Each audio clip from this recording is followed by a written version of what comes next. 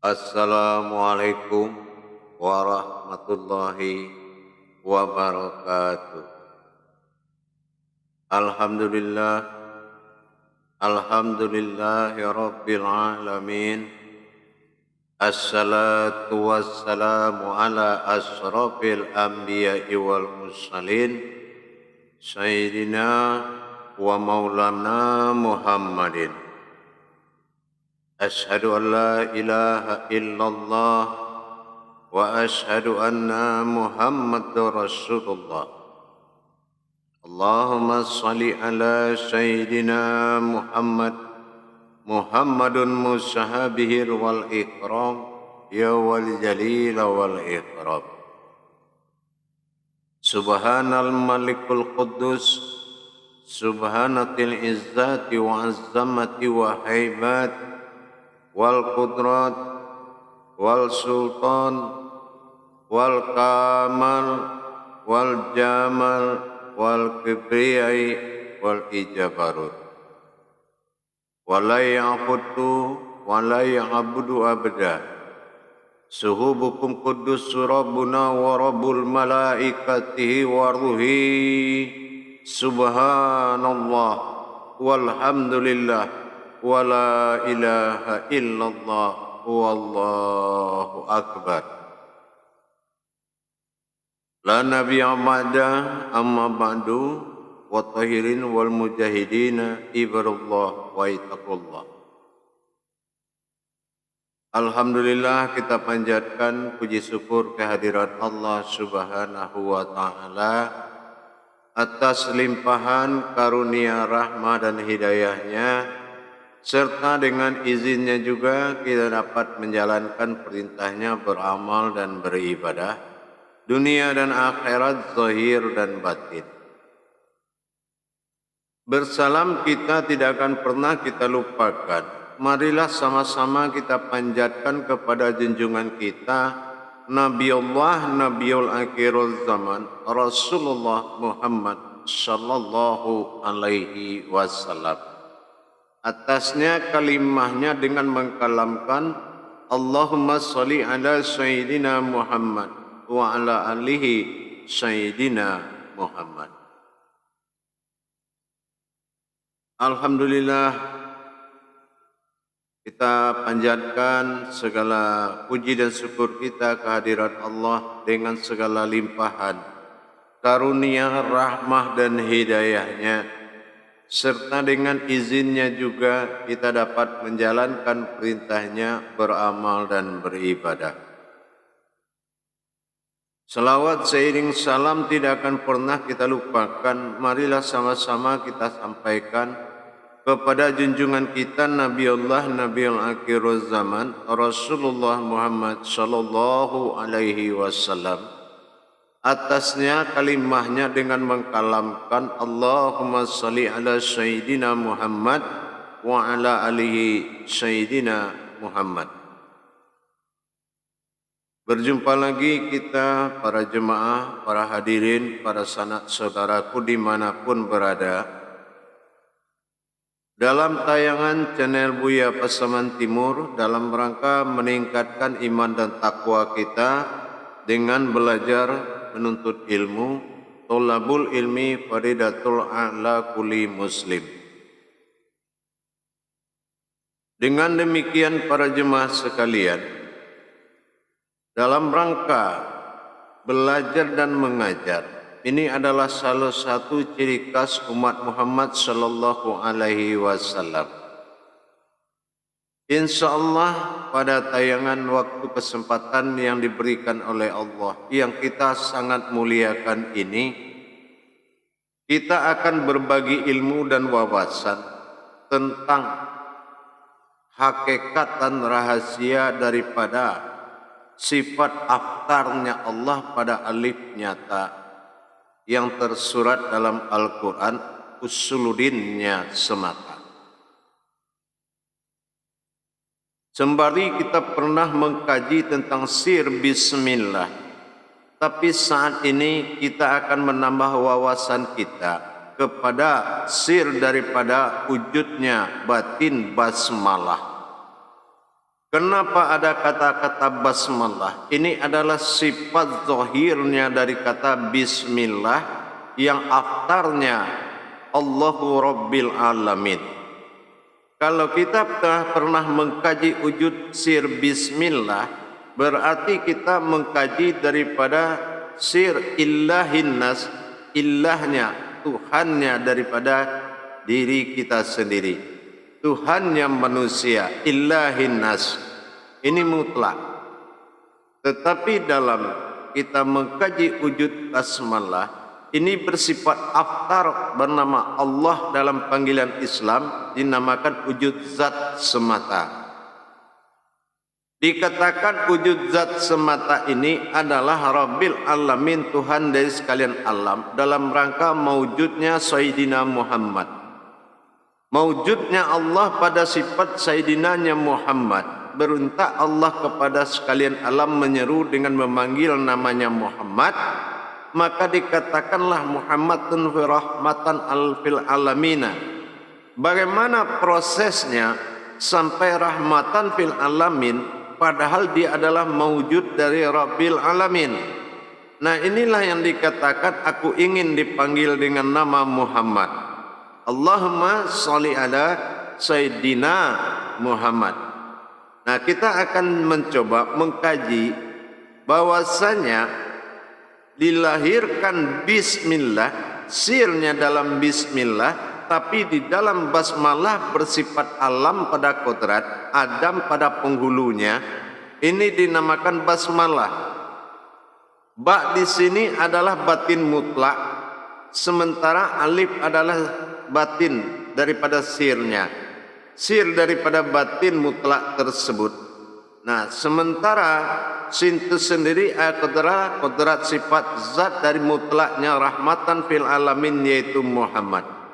Jadi katakan basmalah tadi, kita harus kaji lagi kepada sifat maujudnya daripada zat yang maujud kepada hayatnya dinamakan Muhammad, dan adalah kodrat daripada Rabbil Alamin, sifat daripada zatnya Allah. Para jemaah dan hadirin, para teman sahabat dan kerabatku, bahwasanya kalau kita mengkaji sifat aftar pada sifat alif nyata, itu kodrat daripada alam. Itu sudah pasti kodrat daripada alam, karena Allah illah telah menunjuk kepada sifat zat bahwasanya aku ingin dipanggil Allah, maka Allah maujud daripada sifat Muhammad, aku ingin dipanggil namanya Muhammad, maka Muhammad adalah rahmatan fil alamin, rahmatnya dari sekalian alam. Apa yang dikatakan rahmat daripada sekalian alam? Tempatnya daripada sekalian alam, ruhulnya az-zoma. Ruhul azoma itu sumber kehidupan daripada sekalian alam. Inilah zat yang dinamakan zat kunal. Zat kunal inilah yang dikatakan batin mutlak bagi alam. Nanti kita akan mencoba menghadirkan, kita akan memohon menghadirkan zat mutlak itu yang dikatakan zat daripada kunalnya Allah tadi, untuk mewujud dalam sifat kita dalam kenyataan. Jadi kalau sudah aftar alif dan nyata mewakili sifat penampakan daripada jasad, berkodrat daripada sifat Muhammad, bertajali dalam sifat batin mutlaknya Allah, ini akan menjadi penghulu alam. Jadi kalau sudah berdiri kodrat daripada batin mutlak daripada alam, inilah yang dikatakan Rabbil Alamin. Yang Rabbil Alamin itu menguasai sekalian alam tadi. Inilah zat mutlak, zat kunalnya bagi Allah yang menjadi zat dirinya daripada Muhammad, rahmatan fil alamin. Rahmatan fil alamin, rahmatan fil alamin ini adalah alam rahmatnya Allah, ya, alam rahmatnya Allah yang diberikan hak dan ruhul azma, sumber kehidupan kepada Muhammad. Maka Allah katakan, kalau tidak karena engkau wahai Muhammad tidak kujadikan semua ini, maka Muhammad inilah yang mewujud seperti yang dikatakan Rabbil Alamin. Yang Rabbil Alamin adalah maujudnya daripada Muhammad, rahmatan daripada sekalian alam. Rahmat daripada sekalian alam. Nah, bagaimana cara maujudnya nanti? Insya Allah kita akan belajar, kita akan mempelajarinya. Jadi kalau kita sudah paham para jemaah, bagaimana bertajalinya alam ini kepada diri Muhammad atau diwujud menjadi alif pada sifat aftar atau nyata, maka itulah yang dimanuti, itulah yang ditafakurkan oleh semua alam. Rahmatan fil alamin, makanya dibilang alhamdulillahi rabbil alamin. Kalau yang dikatakan batin mutlak atau zatnya hamdu ini, kalau dia sudah maujud rabbil alamin, maka dia akan dikatakan segala puji bagi Allah Tuhan semesta alam. Mana yang dikatakan pujian kepada Tuhan semesta alam setelah bertajalinya zat hamdu atau batin daripada alif ini menuju rahmat atau jasad daripada zat Adam dan rahmatan daripada alamin. Artinya rahmat alam daripada Tuhan daripada sekalian alam.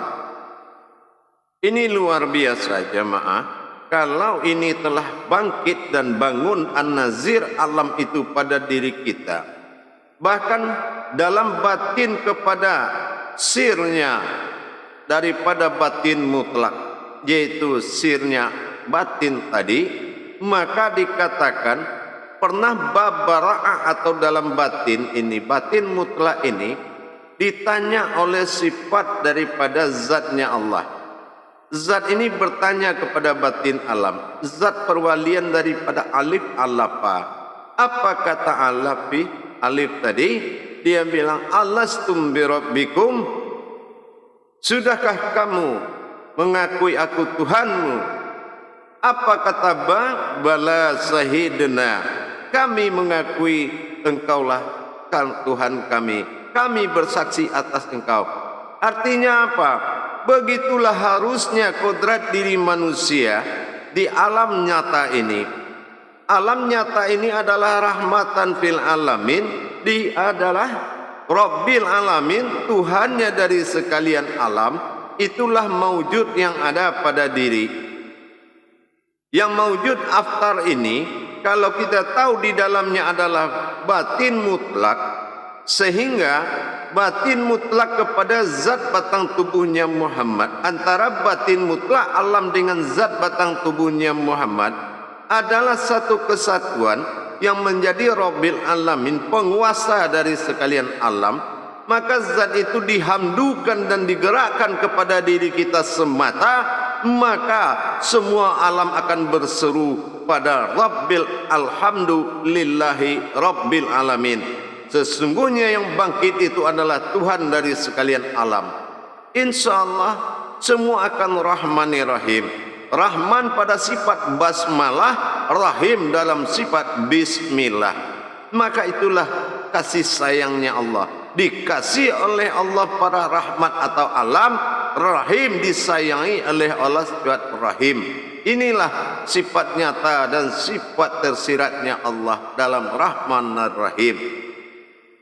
Jadi basmalah pada Rahman, bismillah pada Rahim ini menjadi rahmatan fil alamin. Kalau rahimnya bis itu menjadi sifat ilahinas, Tuhan daripada sekalian diri. Nah, dalam rangka kita mendirikan sifat Rabbil alamin pada diri kita, maujudnya alam nyata jasad ini aftar pada nyata pada alif, maka kita harus mengkondisikan batin mutlak pada jantung kita dan zatnya Allah pada Muhammad daripada qalbi meliputi sekalian alam. Maka kalam ini adalah wahyu bagi alam, maka kalam ini adalah kalamullah, kalam Tuhan bagi alam. Seperti kita juga melihat sebuah ayat dalam Al-Quran, begitulah alam ini mendengar suara manusia seperti mendengar Al-Quran berbicara. Nah, inilah yang harus diangkat derajatnya oleh Allah menjadi khalifahnya Allah, yaitu khalifatul am. Inilah khalifah alam yang mewakili Allah di muka bumi, yang akan menguasai bumi ini. Inilah baninya Adam, umatnya Muhammad diri kita sendiri. Inilah maujudullah. Untuk itu para jemaah yang dirahmati Allah rahimakumullah, dalam rangka kita mendirikan kodrat-kodrat an-nazirnya alam dalam diri kita, tidaklah cukup, tidaklah lengkap kalau bismillah dan basmalah ini tidak menjadi amalan zahir dan batin. Kenapa? Karena ada Rahmanir Rahim. Rahman itu adalah sifat basmalah, wujudnya daripada alam, bertajalinya basmalah. Tapi kalau Rahim itu wujud daripada diri yang bertajalinya bismillah. Nah, dalam hal ini sudah terbagi dua, basmalah pada sifat Ar-Rahman, suratnya Ar-Rahman. Sementara Ar-Rahim itu disifatkan pada bismillah, dalam wujud kitabnya adalah Al-Fatihah. Makanya bismillah dalam Al-Fatihah. Jadi kalau kita memahami para jemaah sekalian, bahwasanya langit bagi Muhammad dan bumi bagi Muhammad adalah 7 qudsi Allah dan 7-nya aras Allah. Jadi mewujud dari 7 aras Allah ini adalah sifat bagi air, api, angin, tanah dan sekalian makhluk dalam 6 masa. Tetapi kalau dikatakan qudsi bagi Allah, nah inilah dikatakan langit dalam sifat ilmu bagi Muhammad yang dinamakan 7 kekuasaan. 7 kekuasaan qudsi Allah pada langit dan 7 kekuatan pada aras bumi. Inilah yang dikatakan 7 petala langit dan 7 petala bumi dalam sebutan orang-orang terdahulu.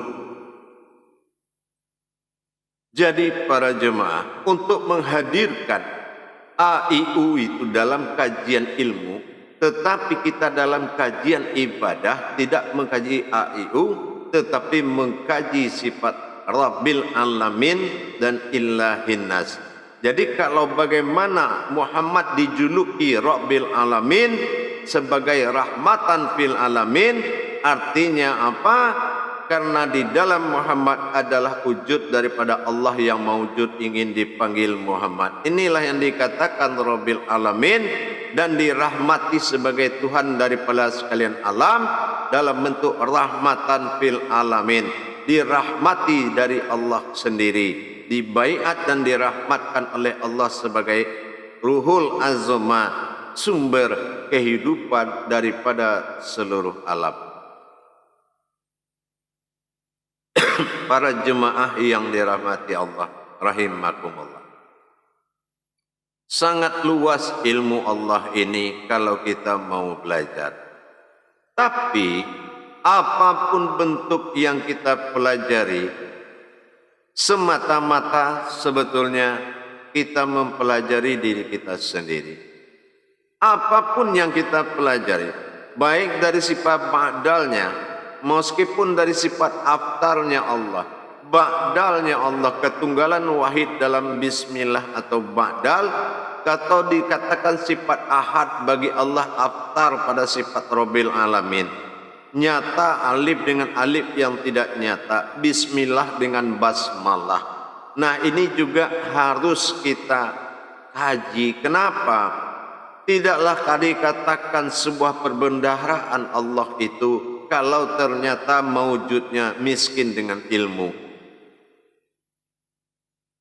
Kaya dengan ilmu bukanlah memiskinkan dan menganggap orang lain itu miskin, bukan. Ini adalah masalah kajian yang harus mewujud di dalam diri.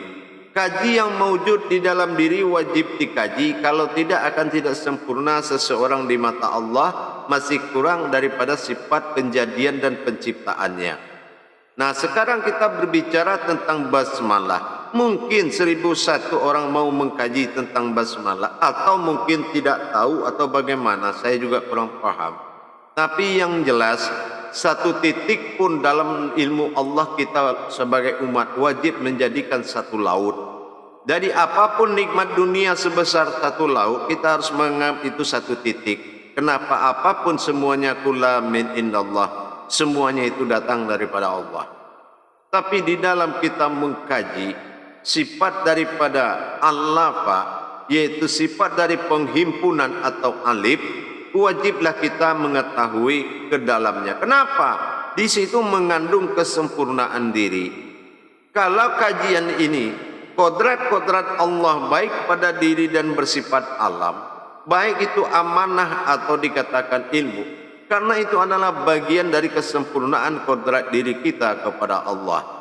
Bagaimana bisa kita dalam kajian, dalam pendidikan ilmu hakikat marifat yang tidak tanggung-tanggung, tapi kita masih diperlakukan oleh alam seperti bola kaki yang dilempar sana sini, diberikan cobaan dan musibah sesuai kodrat alam, kena sedikit pusing, sedikit jatuh, sedikit mati.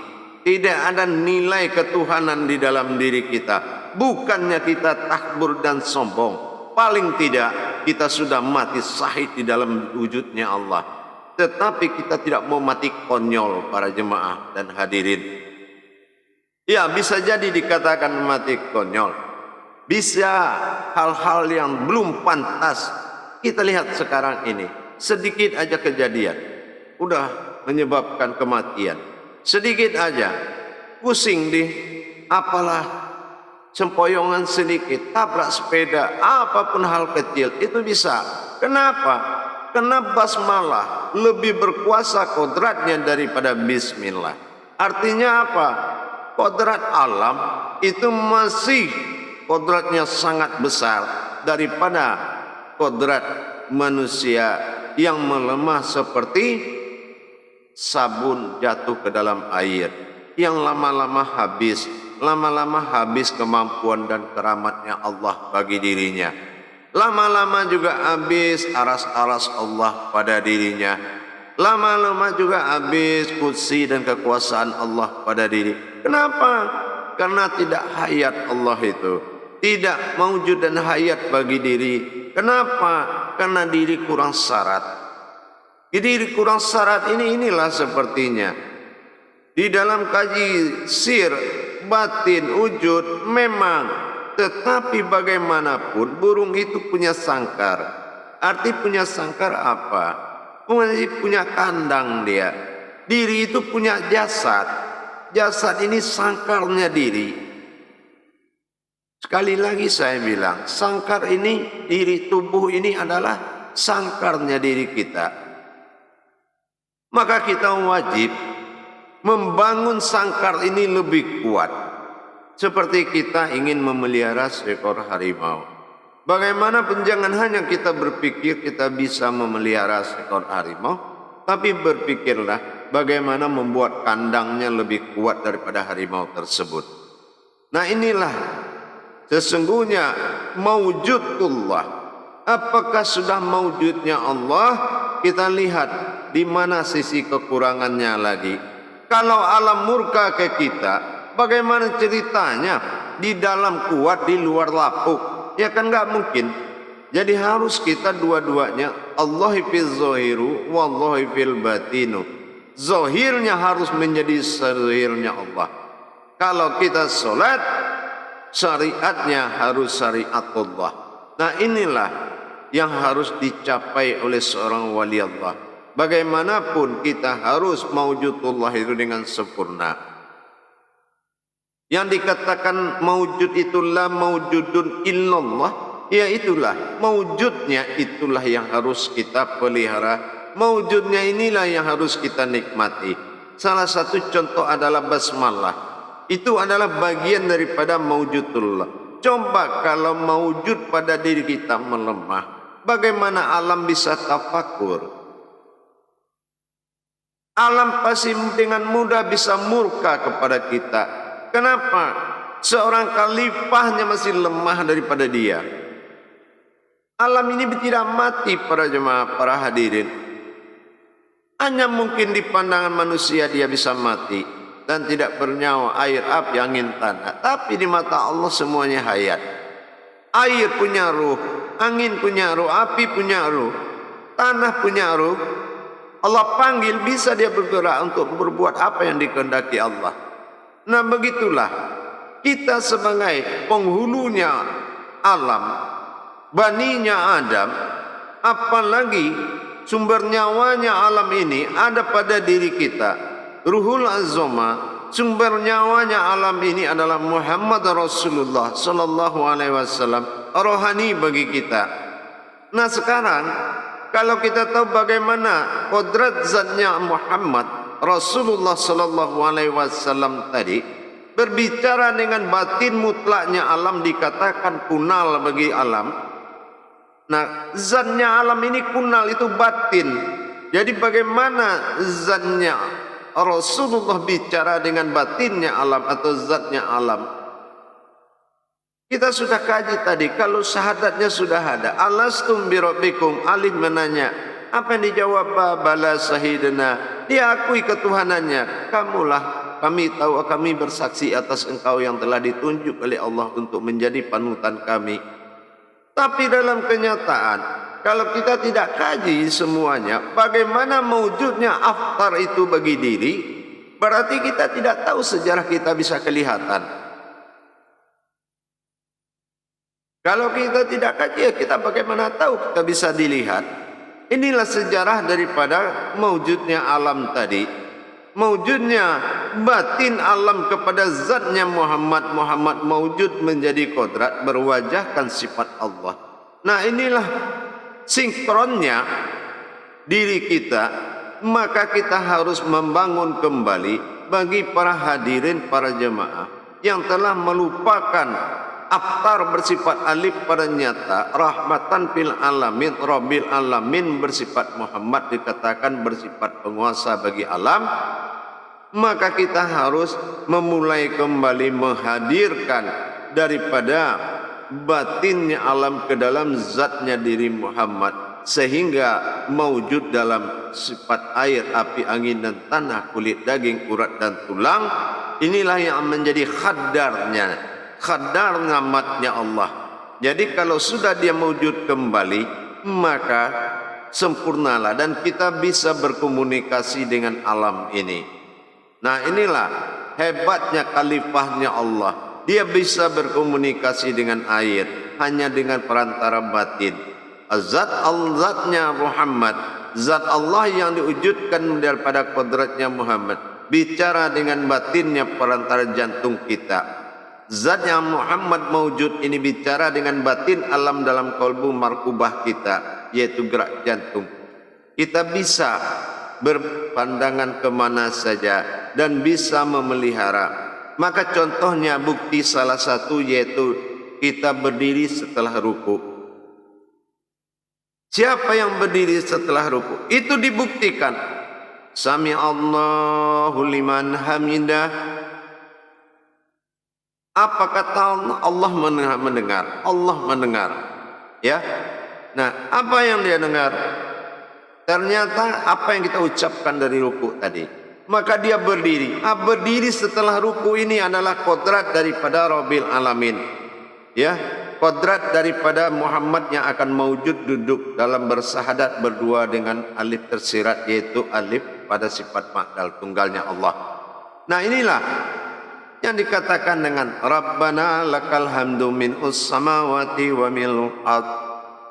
Nah, itu. Disinilah dia memohon ampunkan kepada Allah tentang segala dosa dan perbuatan daripada sekalian alam kepada Allah. Itulah menandakan aftarnya.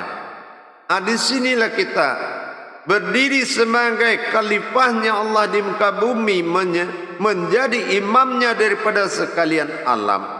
Mentobatkan alam kepada Allah dengan segala kesalahan dan kekilafannya. Jangan dipikir alam tidak ada salah, tidak ada kilaf. Ada. Apapun yang maha benar hanya Allah. Kalau Allah maha benar, yang lain pasti ada yang salah. Nah, di sini kita harus paham jamaah, bahwasanya kenyataan kajian ini sangat luar biasa. Di dalam solat sudah ada, dalam setelah ruku itu aftar. Dalam berdiri adalah ba'dal setelah takbir. Nah, ini sudah ada zahir dan batinnya alif, aftar atau ba'dal, tunggal atau banyak. Nah, inilah dia. Kalau kita sudah mengkaji daripada kodratnya aftar, basmalah, insya Allah rahmatan fil alamin, semua alam itu akan tunduk dan akan bersahaja kepada kita. Alam ini akan benar-benar tafakur dan bersahabat dengan kita. Kalau alam sudah bersahabat, dia bersahabat dengan imamnya sendiri, yaitu rahmatan fil alamin. yaitu yang dirahmati oleh Allah menjadi Rabbil Alamin, Muhammad sallallahu alaihi wasallam. Pelihara alam ini. Nanti kita akan belajar bagaimana mendirikannya. Jadi begini, para jemaah sekalian. Insya Allah di waktu-waktu kosong-kosong, di saat 00 jam pada kosong-kosong di malam hari, duduklah insya Allah. Nah, ini dalam kajian kita, rahmatan fil alamin pada sifat aftar, alif pernyata. Nah, setelah kita duduk dengan tenang, kita mengutamakan adalah wujud daripada bismillah. Setelah kita bismillahirrahmanirrahim, setelah naik wujud yang 3 itu, kita sampaikan kepada Allah. Allahumma sholli ala sir nur izzati sir. Nah, ya. Saya ulangi. Allahumma sholli ala sir nur izzati sir wa izzatin wa sifatin Muhammad. Nah, saya ulangi. Allahumma sholli ala sir nur zati sir wa izzatin wa sifatin Muhammad. Ingat bagaimana Allah mengamanahkan seperti itu kepada Muhammad menjadi rahmatan fil alamin. Allahumma sholli ala nur qalbi Muhammad. Allahumma sholli ala nur qawli Muhammad. Allahumma sholli ala fi'il Muhammad.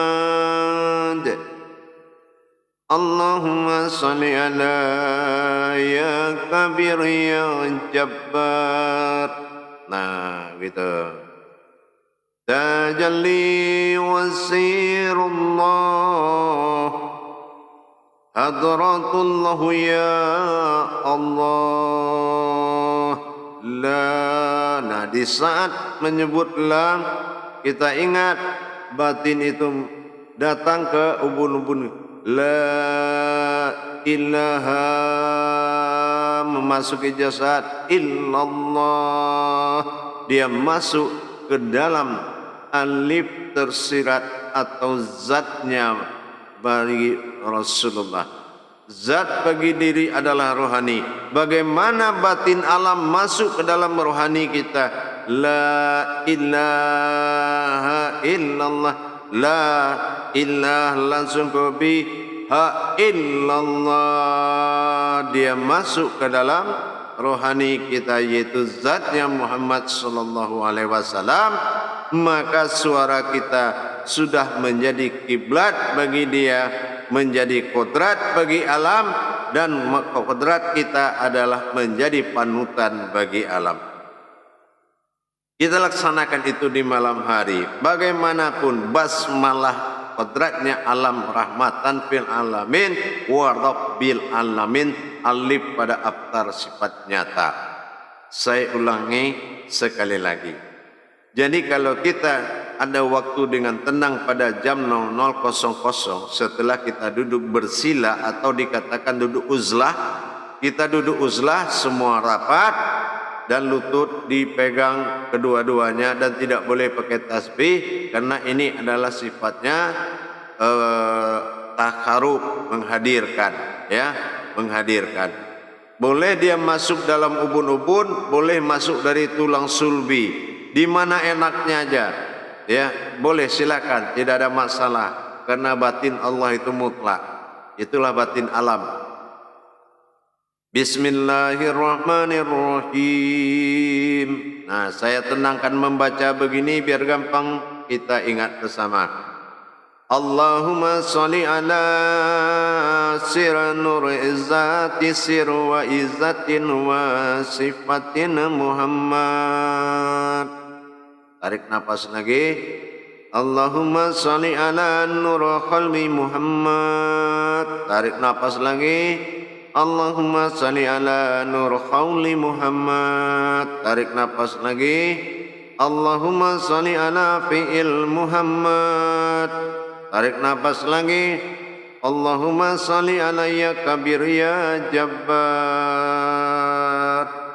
tajali sirullah hadaratullah ya Allah la ilaha illallah. La itu artinya alam batin tadi, illah sampai ke qalbi, illallah dia masuk ke dalam zatnya. Jadi di dalam zatnya Muhammad ada batin daripada Muhammad, yaitu alam. InsyaAllah maka gerak suara ini adalah gerak daripada batinnya alam. Dia sinkronnya ke suara dan pandangan.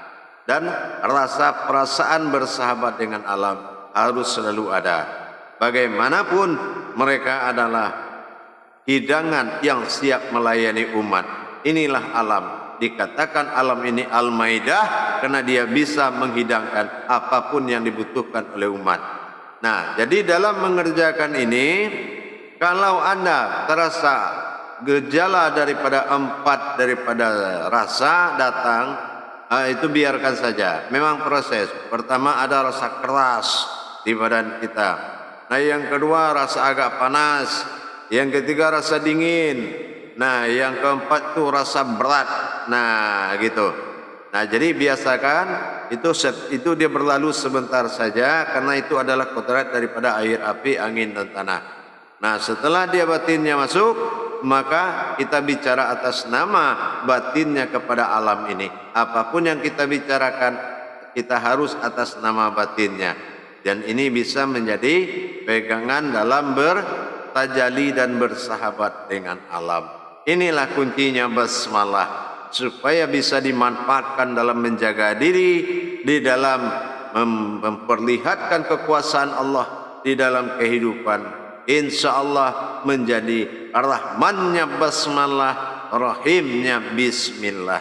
InsyaAllah mudah-mudahan berkah buat kita semua dan bisa menjadi mengembangkan yang lebih baik dalam bentuk positif, asal tujuannya menjadi benar-benar seorang umat yang disegani, yang ditafakurkan oleh alam. Ingat, insyaAllah alhamdulillahirabbil alamin. Apabila zat hamdu batin mutlak itu sudah lillah dan dia menuju kepada di alaminnya Muhammad zat mutlak, maka artinya akan mengucapkan segala puji bagi Allah Tuhan semesta alam. Nah, itu pahamlah maksudnya, bahwasan alam akan bisa berkesinambungan dengan baik dengan kita. InsyaAllah para jemaah sekalian yang dirahmati Allah, mudah-mudahan berkah. InsyaAllah mudah-mudahan diberkahi Allah subhanahu wa ta'ala. Berbagi ilmu adalah jalan yang paling indah. Demikian bisa saya sampaikan. Akhirul kalam. Wabillahi taufiq wal hidayah. Wassalamualaikum warahmatullahi wabarakatuh.